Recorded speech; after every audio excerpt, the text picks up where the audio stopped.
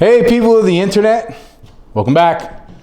So don't mind the hair. I'm trying to grow it a little long and grow the beard. I mean, worked for John Correa from Active Self Protection. He grew his hair out and grew a beard, and then he started losing weight. So I figure maybe I can try the same. I might have the same results. I don't know. My videos, let me grab a drink. By the way, this is a thermos my sister sent me for my 50th birthday. And it says it's the shape of a bullet. Not sure what caliber that is.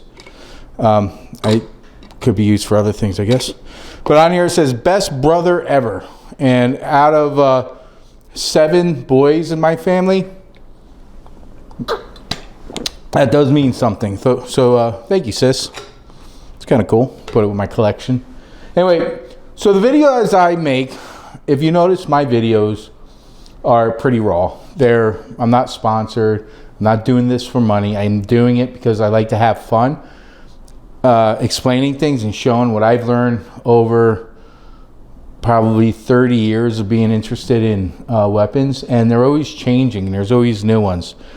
So my videos are kind of focused on things that I had questions about or curiosities, and you know, YouTube's a great tool and you can look up a lot of stuff. So what I want to do today is explain the AR platform and a couple of things around it, the legalities of it, and I'm going to speak from a federal point of view in today's current laws in June of 2024. So if you're watching this in the future and the ATF decides that they're going to make different decisions and the government's going to follow it, or you're in a state that has a lot more restrictions on the AR platform, then some of this might not be relevant, although it should be helpful because I'm going to explain some of the rules and also the different platforms, the 5.56, the 308, the 300 blackout, the 223, all of that, and how they're all interchangeable, or maybe some aren't interchangeable. Oh yes, in the 662 Creedmoor. And we'll talk about it, and hopefully you can learn something today. So and I'm going to move the camera so you're looking at the guns, you're not looking at my big fat ugly mug, so you can focus more on the rifles here. So with that, let's go through it. So let's start talking about the calibers. Now, this is a 300 blackout, and this is a 5.56. Now, I don't know if the camera is really going to focus on these, but as you should be able to see that the 300 blackout is bigger than the 5.56 as far as the bullet goes, but the casings themselves nearly identical, if not identical, right? So that's something to know about the very obvious differences with the bullets and the 300 blackout and 5.56. Now, one of the things you'll hear is 223 versus 5.56. And the difference is that, and I forget which one it is, but one of these is flared a little slightly different than the other. So the 5.56, very, very similar to 223, except the way it chambers into the barrel. Now, 5.56 and 223 can fit in a 5.56 barrel. A 5.56 cannot fit into 223. Well, let me restate that. It can, but you're going to have some issues with the ejection.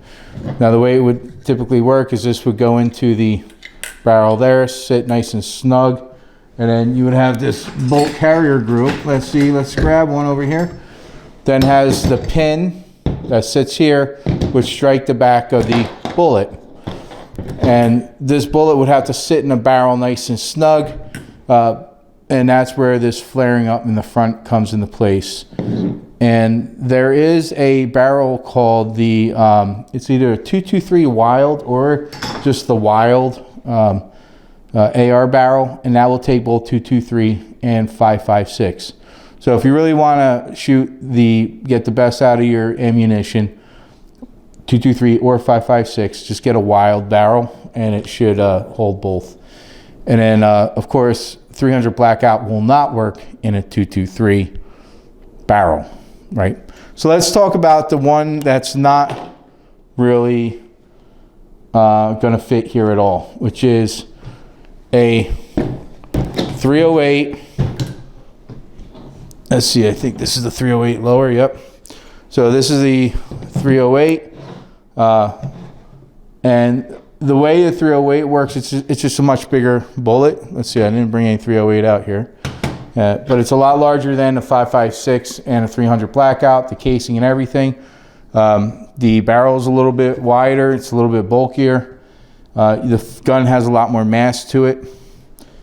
And the lower for the 308, or what we call an AR-10, is looks a lot like the lowers for the 5.56 223s and the 300 blackout, but it's a lot larger because you need a much bigger well for the 308 caliber.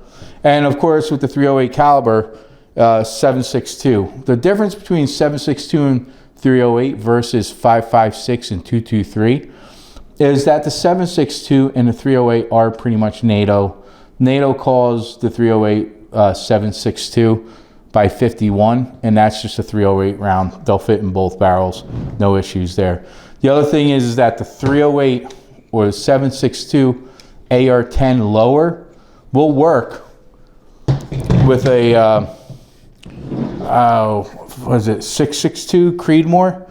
So the 308 lower will work with the Creedmoor upper. So let's put the AR-10 together and kind of show you and put this to the side, because we're not going to focus too much on it because it's such a different rifle than the other ones that we're going to look at today. So this, I can tell that this is the bigger charging handle. So this is the 308 charging handle. This is the 5.56 charging handle. And I can tell that the bolt carrier group is much larger too. So this is a bolt carrier group. And the bolt carrier group is the mechanism inside of the AR that receives the gas, carries the bullet in the front, places the bullet in the barrel, has a pin, and that pin will fire. Turn off my scanner here. The pin will fire into the bullet, firing the bullet, which then will push gas through the gas tube, ejecting the bullet, and then cycling the next round to be fired. So this way this works is just like the regular ARs.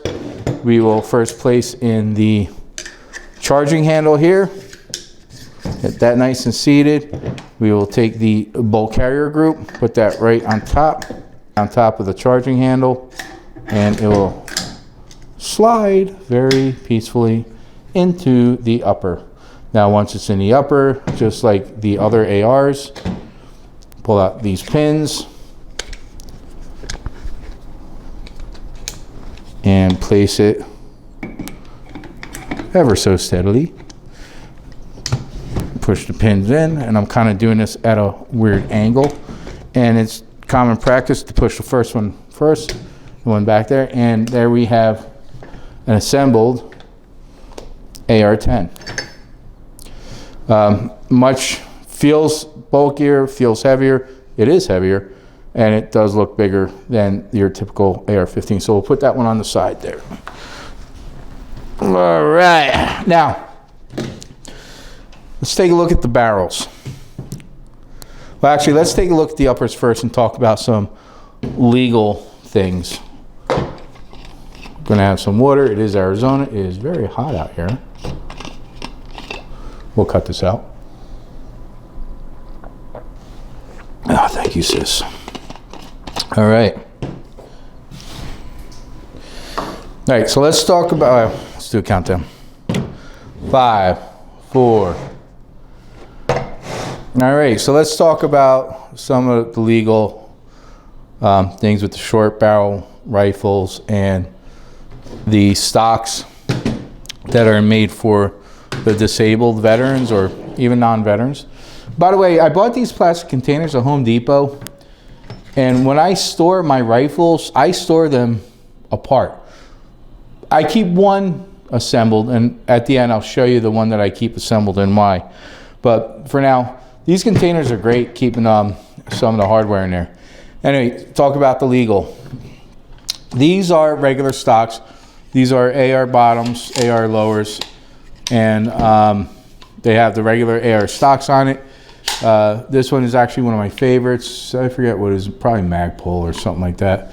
But I did when I get these, I replace the handles too, the grips. And this one has a articulated grip, or not articulated, but a shaped grip to my hand, and it actually fits pretty good. It's made out of rubber. It's a harder rubber. This one is a slightly softer rubber, but I wrapped it in camouflage bandage. A little bit slighter, cheaper butt on there, but it's still good quality. And here is the brace. So this is what you hear is the AR brace or whatever other kinds of guns.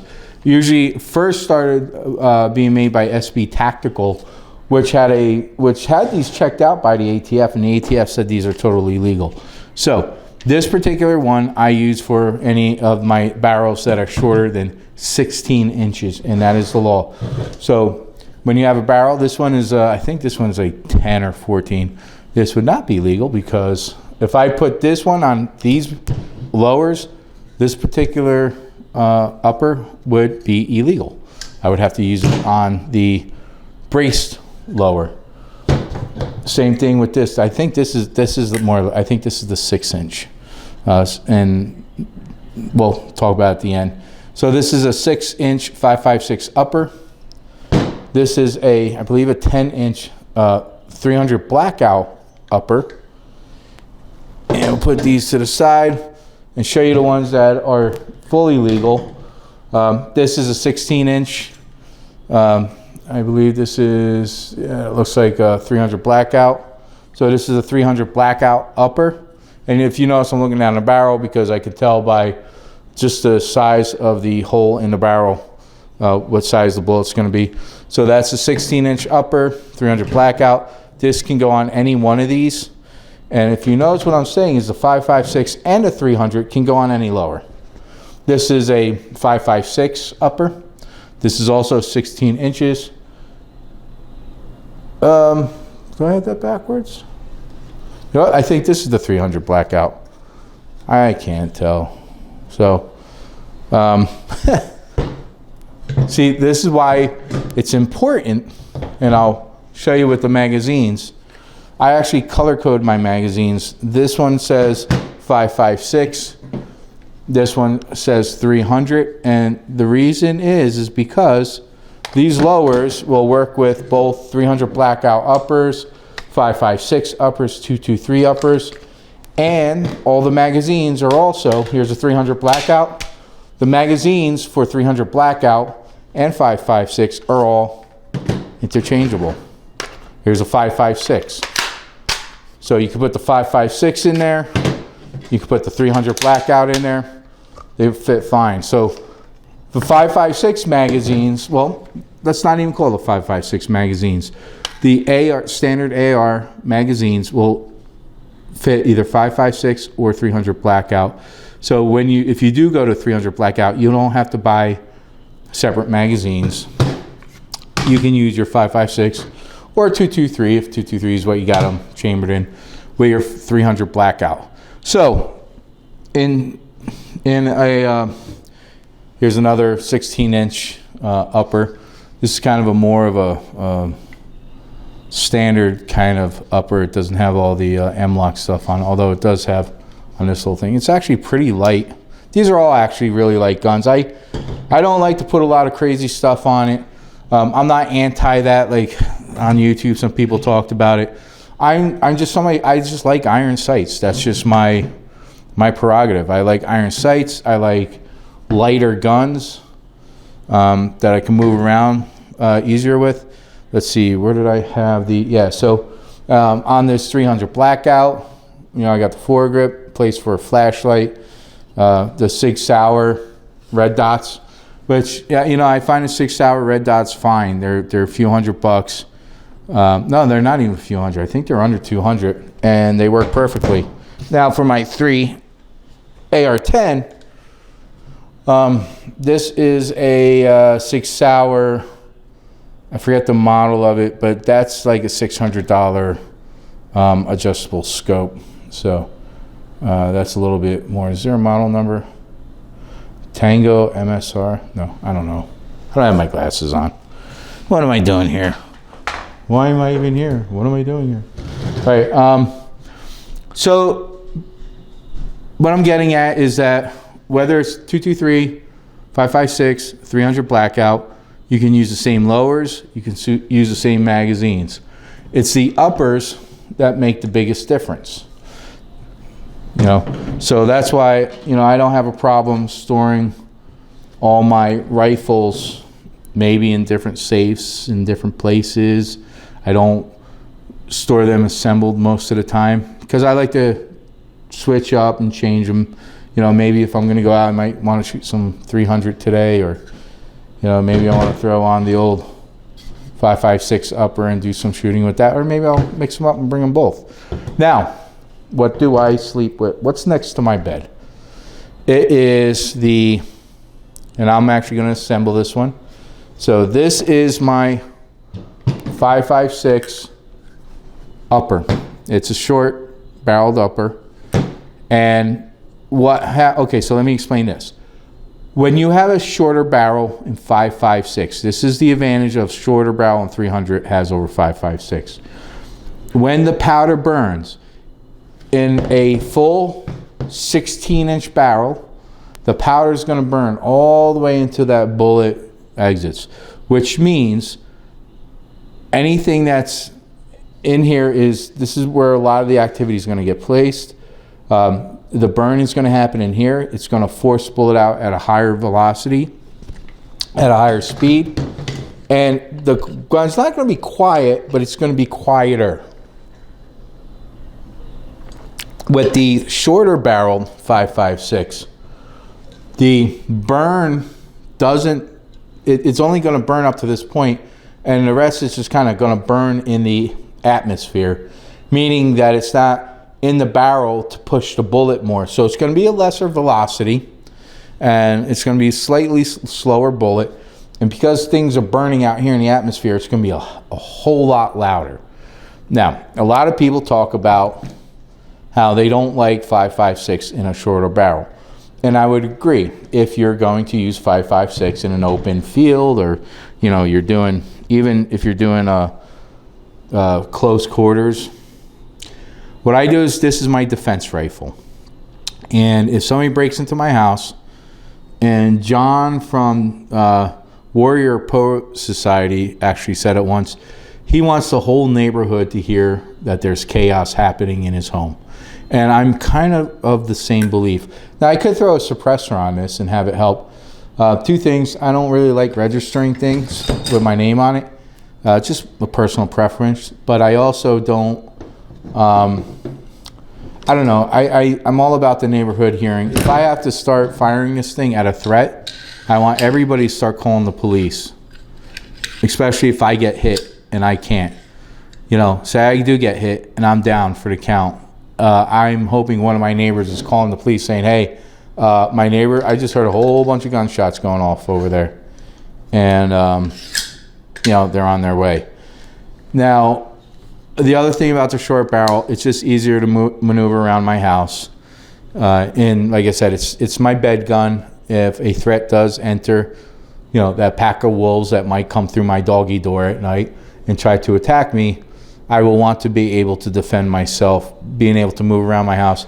I don't care about a 2,300 foot a second velocity. I'm fine with 18 or 1,500 foot a second. The bullet's going to do its job when it makes its contact to that werewolf that breaks into my house. All right, so this goes on the same way. So that's just my little thing with the short barrel. If you notice, I also have iron sights. I talk about, in some of my videos, I think I talk about felony distance, meaning if you're shooting somebody really far away, you're probably committing a felony. And it's going to be hard to prove that you're shooting somebody 20 feet away. Inside your house, if somebody's 7 feet, 5 feet, this is going to be plenty enough gun. This gives me 30 opportunities, although I only load it with about 28 opportunities into the magazine. And with the brace on it, it's legal because it's still considered a pistol. I have my iron sights. When I wake up in the middle of the night, I have pretty good night vision, so I'm not too worried about not seeing it. Plus, I have my house lit in a way where I'm going to be in the dark and the werewolves are going to be lit up, so I should be able to see them with the iron sights. And I do practice with this. Even if I go recreation shooting with the lever actions and all that, I bring this and my carry gun and I practice every single time, so I know I'm efficient at it. All right, so let's make sure this is not loaded, even though I saw what I did, I know. And we can lay this down here. Now, the reason I check that is we do have ammo out on the table. It's a good practice. Whenever you're doing this with firearms, move your ammo somewhere else so that you don't accidentally load it. But we're about to end this video, so I'm not too worried about it. So what I'll do is now I'll store all these uppers and lowers in maybe different places. So if somebody does try to help themselves, they're only going to get half of a firearm. Oh yeah, and that's the other thing too. Now here, this is the way it works in Arizona, because we actually believe in giving people their freedoms. This lower, this piece of metal here, this one little piece, not this, this one little piece here, this is the only federally regulated piece of this gun. So when you order a lower, you don't even have to have the trigger assembly stuff in there. When you buy one of these, you're basically, the ATF and all your clearance in background is done for this little lower piece here. So when you're buying one of these, you can buy one of these. You can get these for 99 bucks on Palmetto. Actually, I built all of these. I bought them on Palmetto Army. I have a video of me building it. I just got to dig into my archives and find where it is. Now, if you want to order this, this is not regulated at all. I get these delivered right to my front door. So, you know, that's why I end up with a whole bunch of them, because they're just easier to order and manage. At least here in June of 2024. Who knows what the future holds. But yeah, any uppers, you know, you could order these and have them delivered directly to your house in free states like Arizona. So technically, you could buy this lower. You can buy then a 223 upper, a 556 upper, a 300 blackout upper. If you're going with the AR-10, you can get the AR-10 lower, then buy yourself a 308 upper and a Creedmoor upper, and that stuff just gets delivered right to your house. Sorry if you live in California, New Jersey, or New York, or any of those other kind of crazy states. It doesn't work that way. Oh, yeah, and then cool thing about my bedside gun is I just have my little strap here that I plug it in, because, you know, if you do end up in some kind of, you know, I'm all about, if the werewolves do try to get into your house and they are successful, I'm a true believer in getting out of your house first. Try to get out of your house. Try to get away from the danger. Try to get away from the threat. Because nothing in your house has a value that equals the amount of attorneys it's going to cost you if you have to shoot one of those werewolves. Because if the prosecutor or the DA decides that you did something wrong and they're going to try to prove that, you're going to spend $100 grand in attorney's fees. And I don't know about you, but if you took everything I own and piled it in one pile and did an assessment, it will not come to $100 grand. So you could theoretically steal everything I own, and it's still cheaper than me hiring an attorney if I make a bad judgment call shooting a werewolf. So that's just a little tip. Anyway, thank you so much. And I hope this explained or showed you something that you didn't know, or maybe gave you an idea. And, you know, be safe, be vigilant, and, you know, it doesn't hurt to have a good time too. Cheers.